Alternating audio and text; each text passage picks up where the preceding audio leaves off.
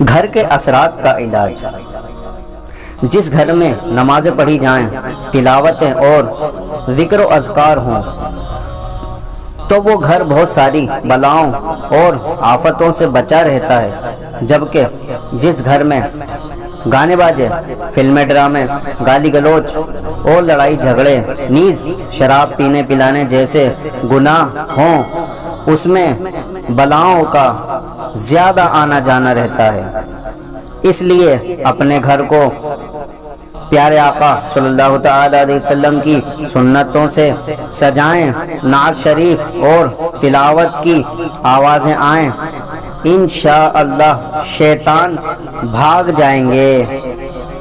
شاہ ولی اللہ محدث دہلوی رحمۃ اللہ تعالی علیہ فرماتے ہیں، اصحاب کہف کے نام اگر لکھ کر لگا دیے جائیں تو شریر جنات گھر میں نہیں آتے، اور اگر ہوں تو بھاگ جاتے ہیں۔ اسلامی معلومات کے لیے سبسکرائب کیجئے، ہماری لیٹسٹ ویڈیو کے لیے بیل آئیکن پریس کیجئے۔